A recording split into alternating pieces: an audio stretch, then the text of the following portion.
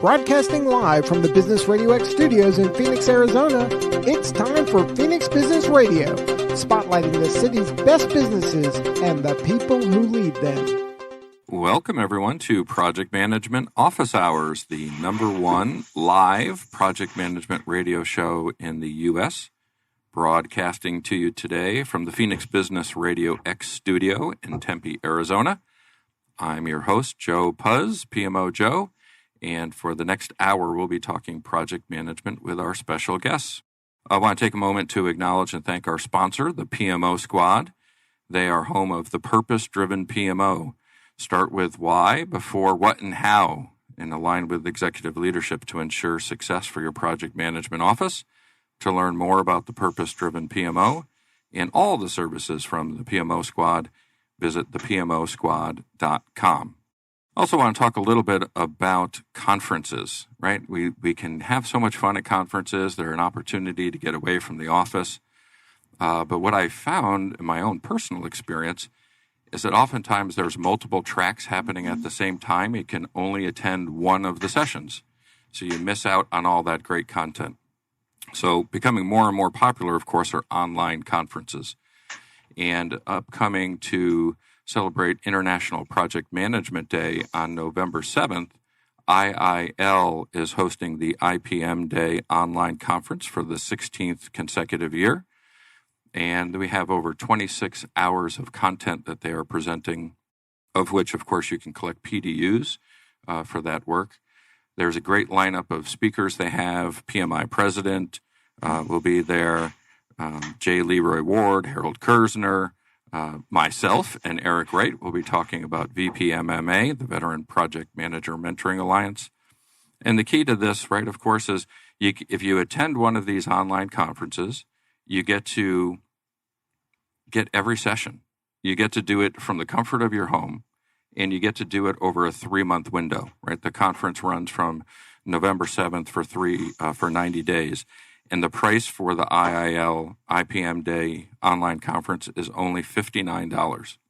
So imagine getting all of the content at a cost that's probably 90% cheaper than if you were to attend a conference like this in person. And what's even better for all of our guests out there to listen in, if you use code PMO Squad, you'll get $10 off for attending. And if you're a veteran, we have a fantastic partnership with IIL. They are offering the conference completely free to veterans if you use special code VPMMA. So much thanks to the IIL leadership team and their crew that have worked hard to put together this conference. And for everybody out there, a great opportunity to go hear from some fantastic speakers, get some great content, and be able to assist with your PDUs to help you continue your professional development. So once again, go to IIL.com. You can register today, and the conference starts on November 7th. So let's jump into the show. I'm super excited today to have Carole Osterweil and Bruce Kilbourn with us. Thank you both for joining us. It's a real pleasure for me. Thanks for having us. So, Carole, if you could, please take a moment to introduce yourself. You're joining us from the UK, so it's always fun to have an international guest with us. So if you would, take a moment and say hello to the listeners. Tell a little bit about yourself. Yeah, okay. So perhaps you'd be most interested to know when I started out in project management, what was I doing? I was an international project leader for about 5 years before I decided I was fed up with repeating myself too often to the people I was working with. So I went into teaching project and program management at Ashridge Business School, which is here in the UK. And one of the very first clients that I got to work with was a big utility organisation in the public sector who had approached Ashridge for help with project and program management support to take them into the private sector. Now, this was something which had never been done in the UK or I think anywhere else before. And with my colleagues, who included Professor Eddie Obeng, who some of you may have heard of, we were a set of mavericks, really. And we were all kind of project and program people, but not persuaded by the professional training that was on offer. in the sense that we felt that it was far too process-based, and we felt that leadership and people were just as important. So we designed our own program for this utility for the senior management team, which was around those three things: process, people, and leadership. And that's really been the focus of my work ever since. This particular project gave us access to big global organizations, and also, because we were in a business school, a real love of multidisciplinary research. And I spent, 15, 20 years consulting, teaching, and coaching in that sphere whilst based at Ashridge before leaving.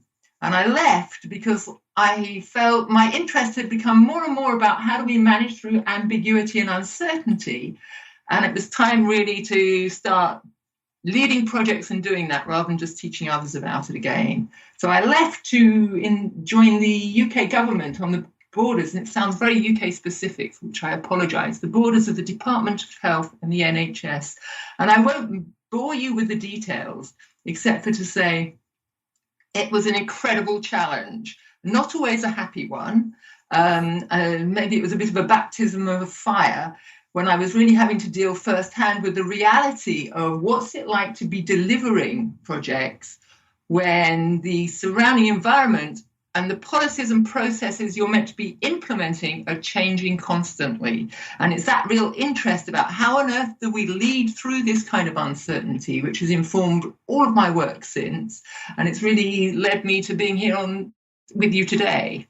Well, thanks, Carole. I appreciate that. And obviously, we'll get into another deliverable that all led to, and that's the book that you've authored. So we'll talk about that quite a bit. And thank you so much for joining us and our transatlantic communication, right, from the UK here to Phoenix. Also, fortunate to have Bruce Kilbourn here with me in studio. Thank you so much, Bruce, for joining me. If you could take a moment as well and say hello to the guests, introduce them and yourself to them. Excellent. Thanks, Joe. Good morning, everybody. My name is Bruce Kilbourn.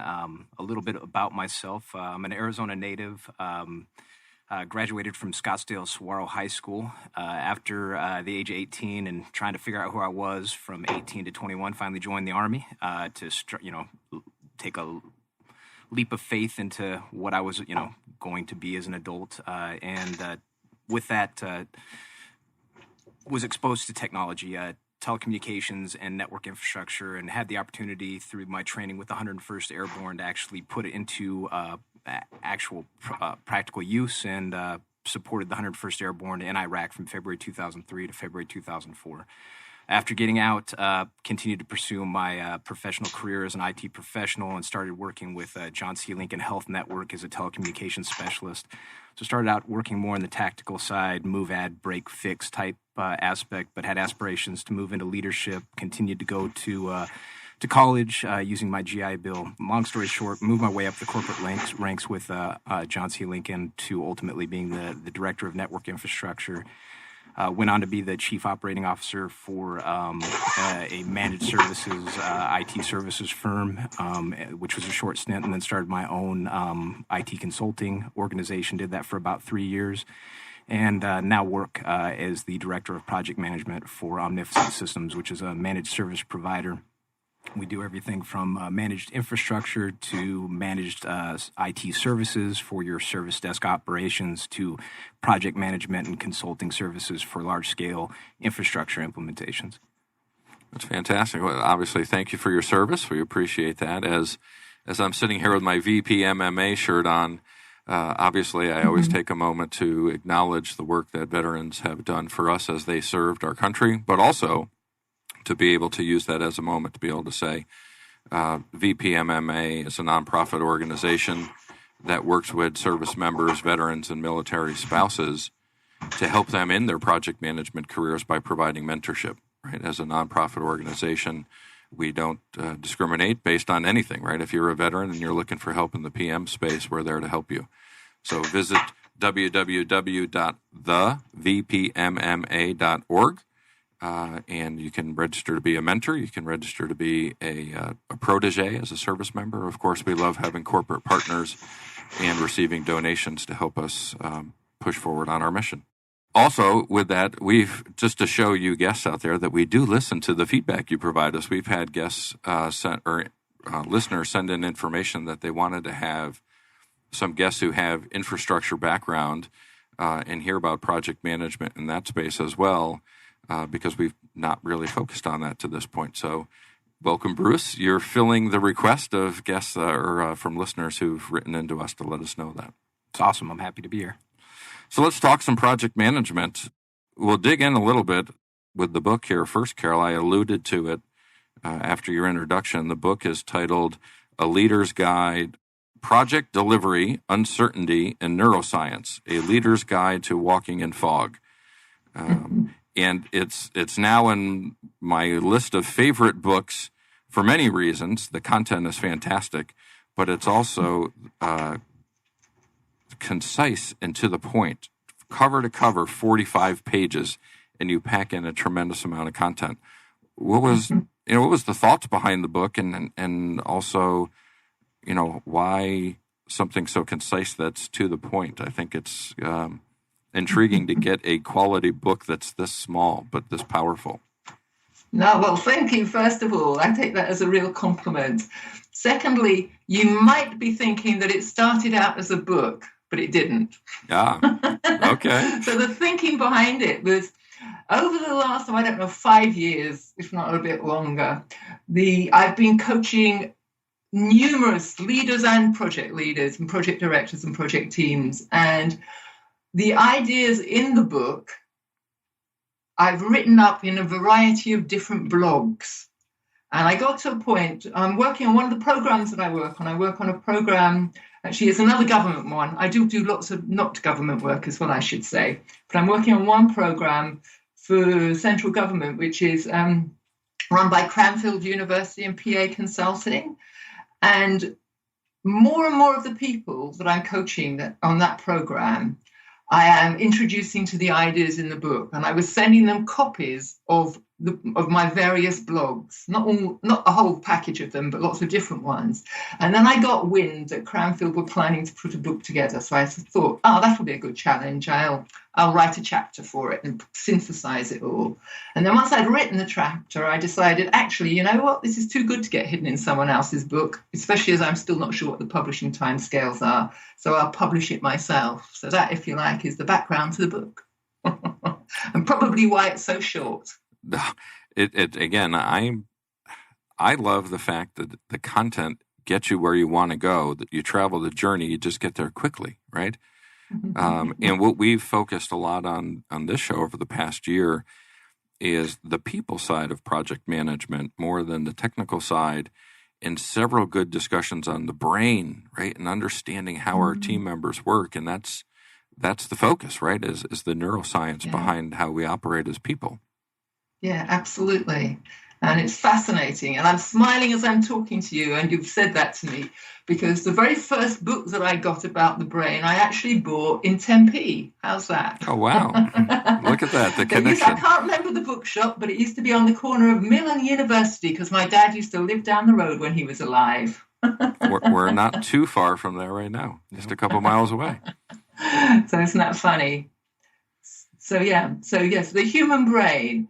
And my own view is, since I've got to know more about it, is it starts to explain just so much of what goes on in projects and stuff which is, I don't know, it's always, I think, for many project leaders, many program leaders as well, and project managers, it's stuff which stuff can be a bit scary, especially as their professional training doesn't typically prepare them for it.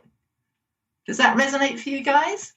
Absolutely. I mean, and to even take it to another level, I mean, if you don't possess effective communication or interpersonal skills in any situation, it's very difficult, if not impossible, to be successful. So I think that the topics that you hit on in this publication is incredible. I think it applies to so many different verticals or areas of operations. Obviously, we're focusing on project management, and I see intrinsically how it affects productivity and the quality of what's ultimately delivered in every project. So it's all really interesting stuff. And as we think about that, and to your point, Bruce, let's bring that to a project management discussion, right? There's certain elements that we see repeatedly over successful projects and failed projects, right? What are some of those keys that you've observed, and how many of them are that interpersonal nature and that people side versus how many are on the technical side? I think it's an excellent question. I mean, the framework at the beginning, from building out, from initiation to planning and then ultimately execution. I mean, you can build the most rigid and clearly defined process, but if you don't have the resources that have the skill sets and communication styles to effectively communicate as a team and execute in concert, it's not going to be a successful project. So I think they both play hand in hand. Yeah, I picture, again, as people who listen know, I love sports, right? So everything to me comes back to a sports analogy. And there's certain teams out there today playing in Major League Baseball playoffs that last night's game are two teams that had, low payrolls. They didn't have the best players on their team, but they made the playoffs. And the Boston Red Sox, my tear in my eyes as I'm a fan of theirs, had the highest payroll because they supposedly had the best players, and they didn't make the playoffs. And part of that was the coach's ability to get the team to work together to perform better. And projects are no different, right? If we have project managers that are leading that team, they can be successful even if they're not the best team out there. Absolutely. It's a combination of the two. I don't think you can have, I guess you could get lucky and you could have one or the other and you could still be successful. But I mean, to truly have a healthy environment and guarantee success, or at least to the best of your ability, I think the two need to act in concert: effective communication, effective skill sets, leadership styles, and then a clearly defined process that can be monitored and measured. So let's dig now and tie that back to Carole's book, right? So Carole, in the book, how do we look at how the brain works and then tie that into the ability to talk about communication and working with teammates? Okay. All right. Okay. My starting point, I think, is to say, just think about any projects you've worked on. Yeah. Typically, what happens is everything is all fine until suddenly it's not, and it's that there's so much stuff goes on underneath the surface that we're not aware of. And I wrote the book partly to help people understand that these dynamics do exist, and we need to make them more visible. And when we start talking about the human brain, then I think everybody understands the notion of the fight and flight thing. Yeah, sure. You'll be well aware of that. That's nothing new. Yeah. The thing that I think is so different is we usually associate fight and flight with stuff to do with physical threat. Yeah, whether it's a fire or a car coming fast towards us, or the tiger in the jungle when people are talking back to our ancestors, it's physical threat. And I think what we don't really appreciate sufficiently is the human brain does not distinguish at all between physical threat and social threat. And when I say social threat, just think about the people that you work with and how often, just occasionally, something happens. You might be fearful or a bit embarrassed about saying something, or that someone might be really angry at you and that evokes some kind of response in you. These kind of threats exist all of the time, and they dictate how we behave and why we respond as we do. But in the world of projects and the world of organizations, we pay no attention to that whatsoever. We pretend that emotions don't exist at all. And in writing the book, what I was trying to get people to understand is there are quite simple models for understanding how the brain works. And if only we can recognize that sometimes if our rational brain, our thinking brain, is just taken offline because that's the way our brain works, if we can start to recognize when that's happening to us and when we are then evoking a threat or avoidance response in other people, then we can start to do something about it. Because if I'm talking to you really fast or really loud, or I'm reminding you, this is an interesting one, of a teacher you used to have at school when you were a kid, or your dad when he was in a bad mood, or the last program director who bawled you out for not doing what you should have done at a particular review meeting. If I remind you of that, then you will not be able to respond really well to whatever it is I'm asking you to do. But when we design how projects work, we never think about what emotional responses might be evoked in other people. And in writing the book, I was trying to get people to start thinking about that. What's going on for me now? What's going on for other people? And what do we need to do, or what do I need to do to help other people and myself think clearly? Does that make sense? Absolutely. I think that first identifying, what is the root cause that's causing people to either disconnect or not produce, or, whatever the particular issue that's been identified, I think is key. With that being said, I'd say like in every project, the key first is having first clearly defining the scope of what it is that you're going to achieve, what the roles and responsibilities are, your overall timeline, et cetera, and then ultimately norms for communication within an organization, and then above and beyond that, the members of the team that are monitoring and measuring the progress and success of the project throughout the life cycle and iteratively.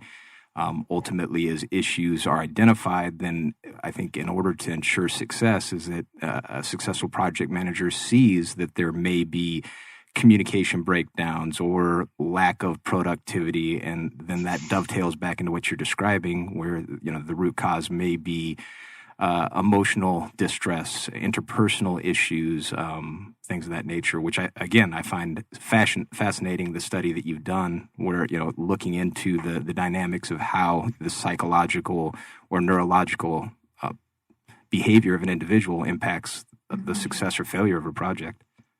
Yeah, I think that's really, really bang on. But I think even more than that, there's a need to sit there and think not only what is going on out there, what do I observe happening in the team and so on, but also thinking about, and how am I contributing to this? Yeah. And I don't think most of our training prepares us to think about how am I contributing to it. So if I am really stressed at this moment, my stress, especially if I'm in a leadership position, will have an impact on those around me, for example. Taking out of the project management context for a minute is when we go out to eat with my brother and his wife, if we get poor service, my sister-in-law has no issue telling the wait staff that they didn't perform the way they needed to.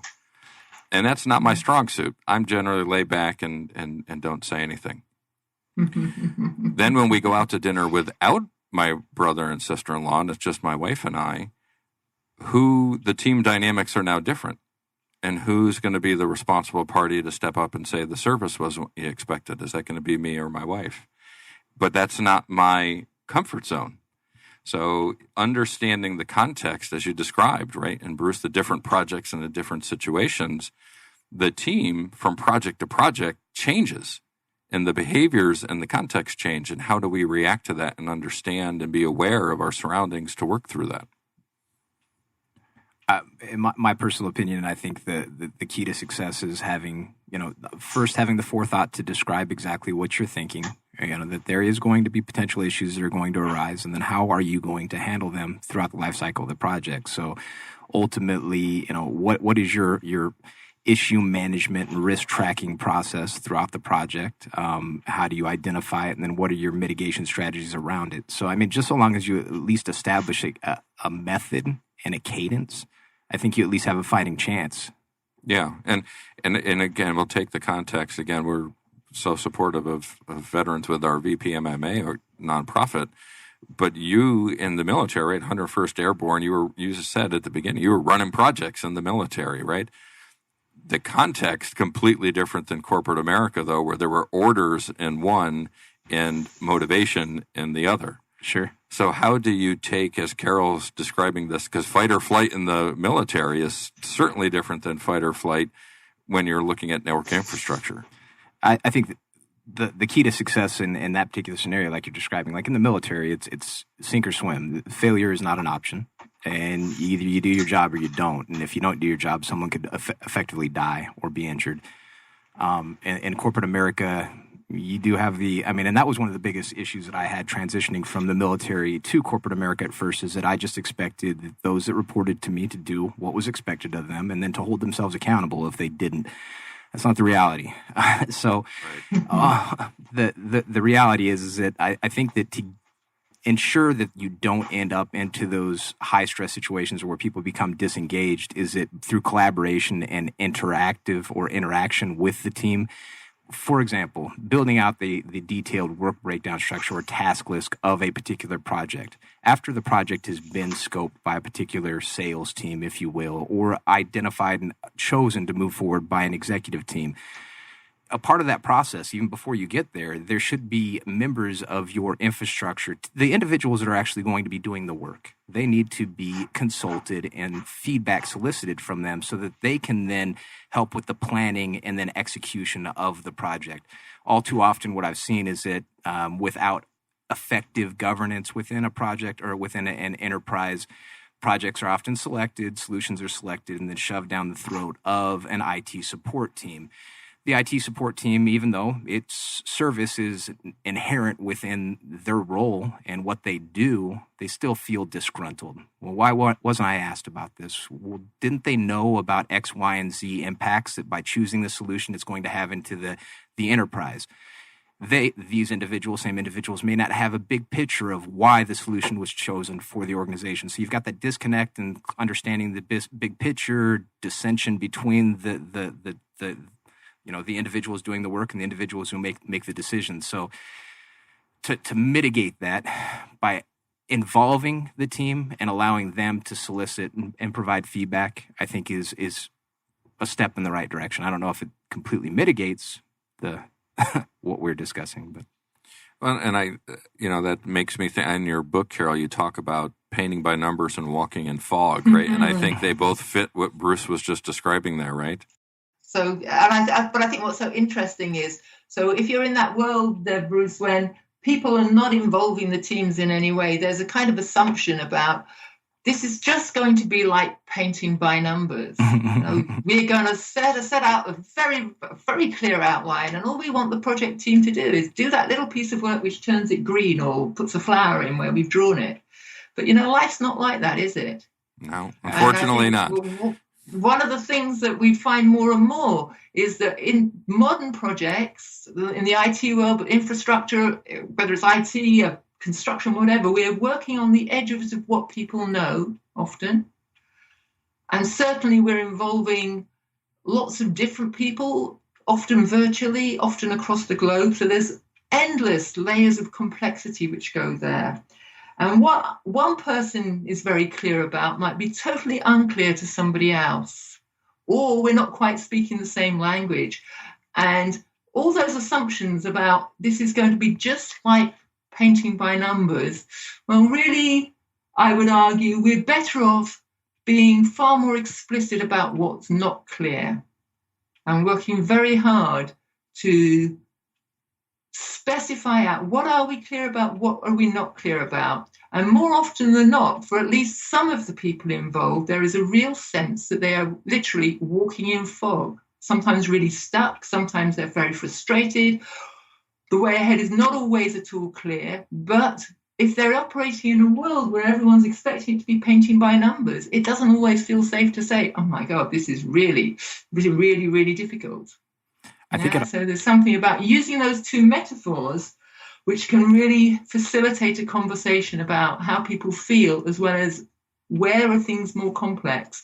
And in the book, I talk about when we're walking in fog, what do we need to do? We need to start just putting one small stake in the ground and then thinking about what do we need to learn here to clarify what is clear and what isn't. And then we put the next stake in. So we're taking tentative steps one after another, always with the intention of moving towards painting by numbers. And it, in my experience, using those metaphors frees up all kinds of conversations which otherwise can be absolutely impossible. Sure. So have either of you ever been caught in the fog? Yeah. Oftentimes the fog is following me around. And again, the connections to the military, right? There's a common term, the fog of war, right? It's the same thing. It's the uncertainty of the situation and how to react to that. And the connection to projects is there as well, because, around the corner is the employee that gets sick and they're out for a day and we're behind. And how do we tell the customer? And the boss doesn't want us to tell the customer, and the stresses get played in, and now all of a sudden you're in the fog. Sure. Yeah, and it's interesting. And you said, and the stresses play in. And then, of course, as the stresses play in, social threat plays in as well. Absolutely. And suddenly people are feeling threatened by that in some way. And then when we're threatened, as I talk about in the book, we're not able to think nearly so clearly. And then things start getting more complex. Behaviors can kind of change and shift. Now we don't necessarily trust the people we're meant to be trusting, and collaboration gets more difficult. And it can take us into something that I describe as the project stress cycle, which is a whole nother story. Well, obviously, stresses are obviously inherent within the project, but we get stresses even before projects start. Yeah. Right? If we're talking project governance and how we even identify which projects to work on, I mean, Bruce, how do you deal with that? It's the pre-project stress. It's the portfolio stress. How do you handle that? What I've seen before organizations ever even start to go down that path, you typically have to fail more times than not. And then the tough decision comes that, okay, well, we need to define or build a formal governance process before we choose solutions and burden our staff with ultimately trying to implement this new solution. An example would be, I've worked a lot in the healthcare vertical, and in the healthcare space in particular, when you get into like the family practice side, doctors in general run their own clinic and will choose their own platform or tool that they'll use for tracking electronic medical record data. Oftentimes, as a healthcare organization, they'll want to standardize on a particular platform, whether that's Epic, McKesson, or what have you. There's benefits in standardizing on a platform to standardize data and integration, et cetera, right? But what ends up happening is that a particular physician may choose a solution because this is what he likes, and he doesn't care that the organization is standardized on these particular a platform. And a decision may be made as an enterprise, you know what, we're just going to go ahead and do a one-off for this particular individual, and it spirals and it continues on to multiple other clinics. Meanwhile, you've got your support staff that are doing the move, add, change, break, fix support for these clinics across the board. Now we have non-standard deployments. Resource requirements continue to expand, and they are now overwhelmed. We continue to add on additional projects, and at some point, people just feel that they're not being listened to, that the clients that they're supporting don't feel that the level of support is meeting their needs, so they just feel beat down, and then you end up in that stressful state, which I would say is that fog that Carole's alluding to. So, I mean, I think the most important part is that finally, once organizations identify that it is important to fully vet and evaluate solutions before choosing to issue a PO, and then ultimately using your resources, whether that's technical or operational, because everybody needs to be involved for a successful project. I mean, technology doesn't drive the business. Business drives the business. Technology enables the business. So I think that's the most important part. First, identifying how to evaluate solutions, clearly understand the solutions that you have in place, what are the dependencies and requirements of said solution that you choose, and then making sure that everybody's on the same page on how we're going to get from point A to point B. What's the cost? What's the timeline? And who's doing what, when, and where? So, as we think through that, we're trying to create a safety zone, right? It's the more repeatable and consistent we can behave, the more comfortable and confident we are in the success we'll have. And in Maslow's hierarchy of needs, right, we're like trying to hit safety, right? I mean, we're trying to get to that point of where I know where I'm supposed to be and I belong there. And Carole, how have you kind of addressed that too, right? Is that the way the brain works, or am I trying to overthink this and trying to go too deep on that? No, I think you speak about safety, and it was really interesting. Right at the start of this conversation, Bruce, you mentioned mitigation strategies, and the thought that came into my mind was something around the term of psychological safety and the extent to which we even recognize that this exists. So maybe it would be helpful if I just talk a little bit about what psychological safety is. Yeah. Yeah, okay. So I don't know about you. Maybe I'm about to tell you a very UK-based story. Do you remember being a kid at what would be high school in the States? Unfortunately, and you're standing in here with your classmates, and they are selecting people for the sports team. And you're waiting for your name to be called. Do you remember that feeling? Oh, God, they're never going to call me. Yeah, unfortunately, I was usually the one picking the players, but yes. Oh, okay. You were the lucky ones picking the players. For me, it was always, is my name going to come up? And that's a kind of a dreadful feeling of anticipation and dread and potential humiliation, which goes with that, I think. And that, for me, reflects that unconscious need we all have, but we don't often talk about, which is about the need to belong to the group. And one of the things that's so interesting is a piece of research that was done by Google, 3-4 years ago, something called Project Aristotle. Google were trying to research what made their most effective project teams so effective. So I think they looked at about 180 teams and about 250. Can you imagine that in the matrix? 250 variables. What makes these teams totally the most successful? And they concluded, surprised to themselves, and I think possibly to some of your listeners, that the thing that made project teams really successful was when there was something called psychological safety, by which they mean every single individual within the team would feel safe to speak out and speak to about the truth as they saw it, without any fear of being embarrassed, mocked, humiliated, kind of ostracized secretly from the team and cast out, as it were. So this notion of psychological safety, whenever we're working with groups and with teams, is really important. And it's about what behavioral norms we establish to make sure people feel safe to speak the truth. And what I find interesting and slightly fascinating about that research result is that's not in PMI's PMBOK in any chapter I recall. That's not in any PMP prep course I've ever heard or attended. It's not out there, right? So as project managers, how do we know that? How do we learn? How do we train? How do we improve our teams unless we get access to that data and that research? Yeah, absolutely. So, I'm telling you about it now. Yeah, that's why I have this show. Yes, thank you. The bell is ringing. And I'm working really hard to try to get people to understand, to recognize it. Because when we see it, the case is so compelling. You're not wanting to argue with it, as you hear me tell it, are you? Well, no, because we've all, whether I was the person picking the team or the person being picked, we were all in that situation. And to be honest, through social media and others, I've had high school mates of mine come to me years later. And actually, they were the ones that were getting picked last and talked to me and told me how uncomfortable that made them feel. Absolutely. And I'm not aware of that as a 16 to 18-year-old boy, right? I'm not aware of that. But now as an adult, I'm aware of it to the point where I can teach my children based on that experience. Yeah. But I think the other thing that goes with that is, so as I'm talking about it to you, I'm hearing you say, that kind of emotional thing resonates, what it feels like. And when we're working on projects or anywhere in organizations, I still believe we pretend emotions don't exist, but they're there all of the time. In writing the book, what I wanted to do was to provide a way for people to kind of go, this is part of life, and it's nothing to be embarrassed or ashamed of. And let's build in and not pretend they don't exist anymore.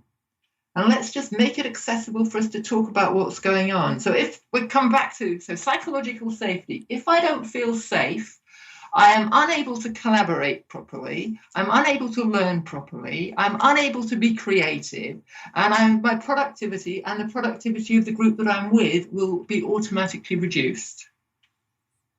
And so in the book, I talk a bit about how the brain works so that we can understand what's going on for me that allows me to, in inverted commas, I'm waving my hands here, you can't see it, in inverted commas, keep my thinking brain online so that I can be aware of how I'm feeling and how everyone else that I'm working with is feeling, and be ensuring that I'm creating this psychologically safe space.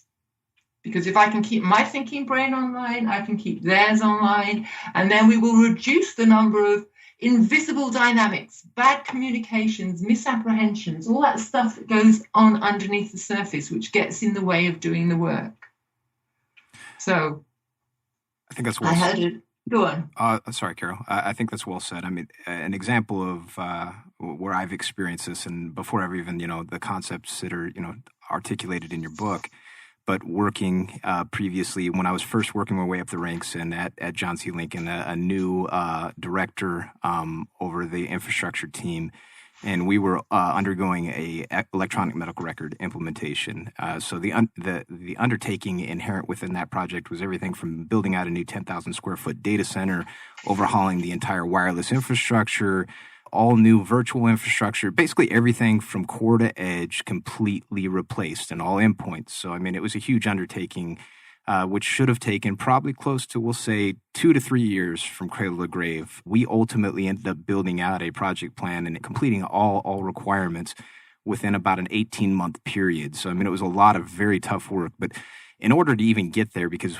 just like you're describing, the uncertainty, the uncomfortableness, the lack of productivity or quality that was being delivered on projects as a whole, what we ended up doing is developing a standard project management methodology. So we took a little bit from, say ITIL, from PMBOK, a little bit from COBIT, across the board, and just built basically our own process and, roles and responsibilities. And then from building that out, then trained all of our IT support staff and then key leaders across the business units as well, as far as what our methodology was, what the communication norms were, how we were going to execute on this very complex and huge project plan. It was really more as a program.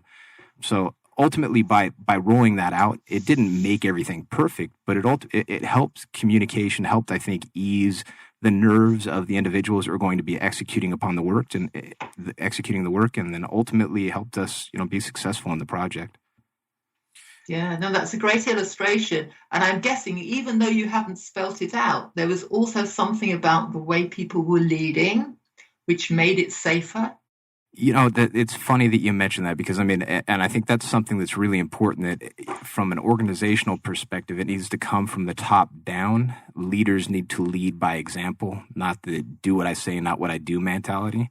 Mm-hmm. All too often, I have seen that in the past where, we've set a standard and certain leaders choose to follow a separate or disparate standard, and it causes dissension, and there isn't consistency across the board. Those individuals either end up conforming or moving out. That's the reality.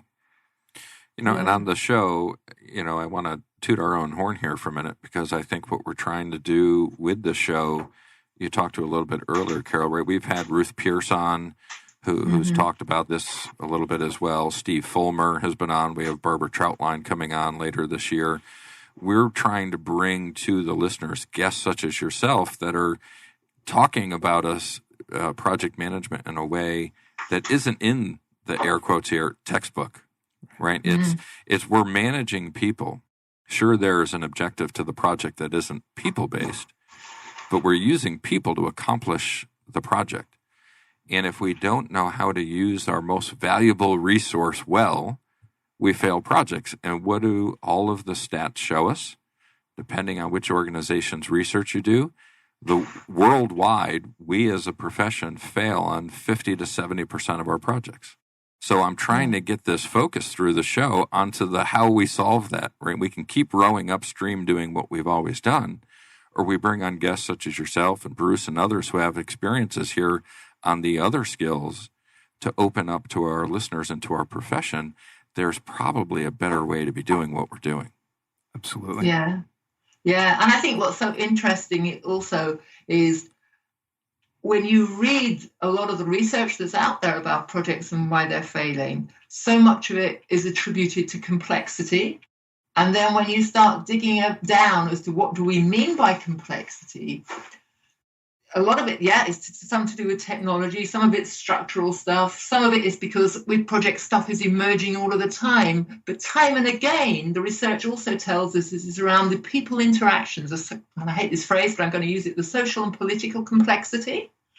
And I think the wonderful thing about understanding how the brain works is one can begin to see how that arises and how our own behavior has an impact on it and can increase complexity, or if we understand how to conduct ourselves a bit differently, and I don't mean changing personality, but really have more insight into what drives us and what drives our own behavior, we can make choices where perhaps previously we've been unable to do so, so that we less often accidentally add to the frog and fan the flames of complexity, if you will. And as we think complexity, I also think of the life cycle of a project. And Bruce, you had mentioned it earlier, right? We go through initiation, planning, executing, controlling, closing on these projects. And the complexity varies, right, as we go through them. How does the life cycle of a project fit into this discussion? To me, it seems like it's relevant here, right? In the sense of as we're planning, the way we interact with people is completely different than when we're executing, because the stresses of delivery are slightly more impactful than the stresses of planning. And how does the project manager react to a team member who may not execute according to the plan? Good question. I'd say for me to be successful, by making the work visible and clearly monitoring it, and effective communication or regular checkpoints with the respective individuals that are doing the work. You would assume that with the process it's defined, that the individual, that if she's running into issues that are preventing him or her from being able to execute, whether it's additional scope, items that they hadn't identified previously, the reality is that if they can't maintain their current schedule, that the expectation is that they immediately raise a red flag, contact and communicate, let us know that, hey, this has happened and this is my planned approach going forward. And if they don't have a planned approach, then at least saying, hey, here's the issue and we need to evaluate and identify next steps. All too often, if a manager is not, maybe managing too many projects, and that effective communication from the individual doesn't exist, then deliverables are missed, stresses continue to increase, and I think that snowballs into what we're describing here. So I think, again, the key to all of this is having the right people with the right skill sets, understanding what it is that you're looking to achieve, and all agreeing to follow the same standard set of norms for communication and execution all the way through to completion. Well, I think an important component of that, like you had mentioned, raise the red flag when a project's going south, right? Mm-hmm. Tying into Carol's point of they need to feel safe that it's okay to raise the red flag. Absolutely. Right? There's been many organizations we've gone to consult, and there's never a red project. And I'll say, okay, you're the exception to every company in the world. How do you not have a red project? And they'll say, well, we can't be red because my performance evaluation says if I'm red, I'm not doing a good job as a project manager and I don't get a raise next year. Right. But I think they also raised something really interesting there. So raising the red flag. And of course, all of us will bring a completely different set of experiences. So what do we do if we have a hunch that maybe there should be a red flag there, but we don't think anyone else is going to agree with us? You should still bring it up. I think you have to. But that's just my military background in general. And sometimes I think especially coming straight out of the military at first, I had the mindset that I thought that everyone said what they were going to do and did what they said they were going to do. Yeah. And in the same breath, had the fortitude that if something came forward, that they would not hide and suffer in silence. That being said, that's just not human nature. And as I've grown as an IT leader, as an organizational leader, you understand that everybody communicates and interacts differently. So I think, Joe, you touched on it just a moment ago, and making sure that the team is comfortable enough to knowing that bringing up issues is not going to cause them to, be the messenger that gets shot. I mean, what I've seen in that scenario that I described previously is that socializing and making everyone understand that no project is ever perfect. There is always going to be some sort of an issue that comes to fruition in a project, and that you need to understand that everyone needs to get in front of it, communicate effectively, and work in concert to move past it. Not something that we should hide or feel ashamed of and sweep it and think that it's going to disappear, because it's not.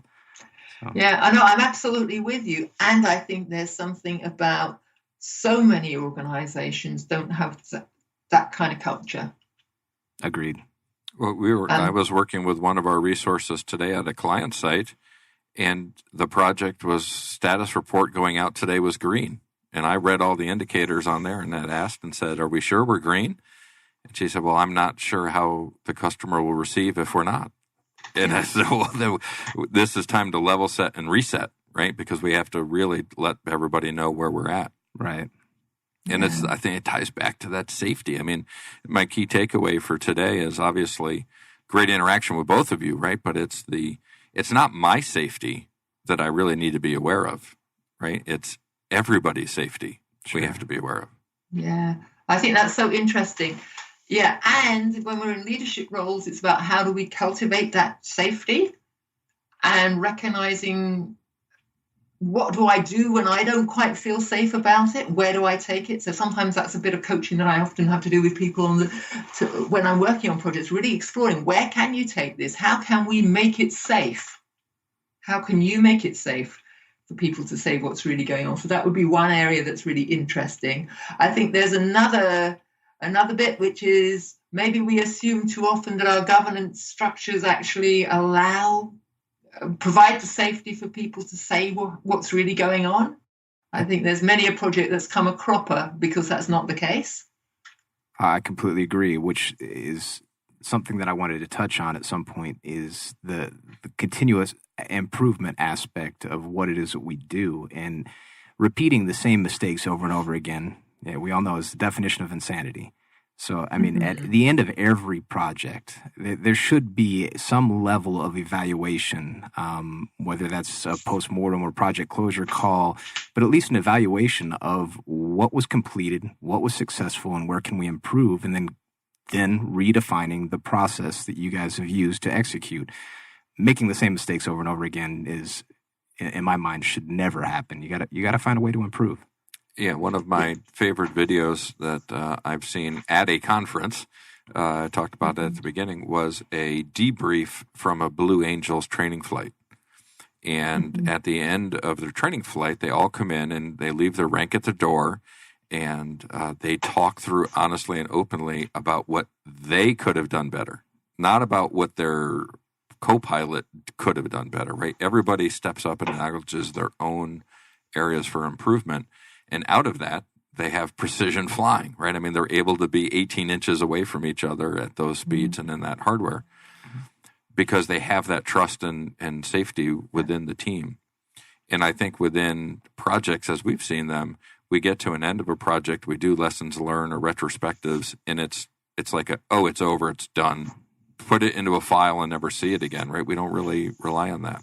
Becomes more of a formality rather than a productive session. And I've seen both in some scenarios, and I think, like you were describing with the client, the scenario that you described, that I think sometimes it's a scenario of where the emperor's new clothes that you just kind of don't want to tell them that hey, you don't have any clothes on, and that's not the right culture, the right mindset. So figuring out a way to get from away from that, and I think Carole's book is a good start in how to move into that direction, understanding how people, tick and how you can interact with them and ultimately be more successful.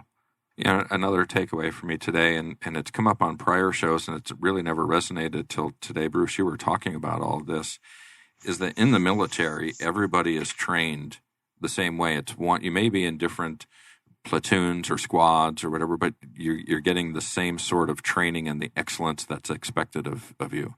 But all of the organizations are completely different, and the type of training that the employees get is different. And we change from organization to organization so frequently that even if we did get that training, we can't use it with our coworkers because we or they aren't there. Mm-hmm. So how do we find the ability to draw upon that military model of everybody's on the same page and working together versus the corporate America model, or the corporate model will just say we just don't have longevity in a position to be able to work together that way, right? I mean, it's a struggle, right? So for me, it's a take. I want to figure out how to go solve that problem, and I don't know how easy that is. I mean, Carole, the work that you've done to solve the problem that you've identified, I'm sure wasn't simplistic either, right? But what a great output you had. Yeah, no, absolutely. But I think with that, it is recognizing how we interact together, and working on that is a key aspect of what we're delivering. It's an internal deliverable. We have to get this sorted in order to be able to do the rest. Yeah, I mean, the military mindset is you've got my 6. I'm not worried about what's behind me because you've got it. Right. You have it covered. In the organizations today, that doesn't exist. I'm worried that you're actually going to shoot me in the back. Right. Well, absolutely. And so what I would say is at all different points in the projects, there's something about the people leading them thinking, how well are we understanding this interdependence? How well are we maintaining psychological safety? Because they're key evaluation points of progress. They're kind of KPIs, really, aren't they? Yeah. Well, surprisingly, we are at the end of the hour. I mean, time flies when you're having fun, right? Carole and Bruce, obviously, thank you so much for being on the show today. It feels like we've kind of just scratched the surface of this, and I can't wait to have this conversation continue at some point. But I want to give each of you an opportunity to let folks know how they can get in touch with you or buy your book, or if you have any events coming up that they can reach you out. So, Carole, we'll turn it over to you first. Okay, well, first event, I'm actually speaking to in the middle of the month. We're in October now, aren't we? Yes, in Dublin, at the Women in Project in Management in Dublin. So that will be fun. That's in Ireland. I'm always up for people connecting with me on LinkedIn. And if you wish to, do tell me that you heard me here, because I like to know where people come from too. I'm always intrigued about how LinkedIn works. If you're interested in buying the book, you can find it on Amazon. If you just put in project and then uncertainty, and you may have to add neuroscience as well, but you may not. You'll find the book there. So, yeah, those were 3 ways of keeping in touch with me. And I want to thank you really for this opportunity. It's been fantastic. Yeah, it's my pleasure. It's been a great conversation. Excellent. And Joe, thank you so much for having me on.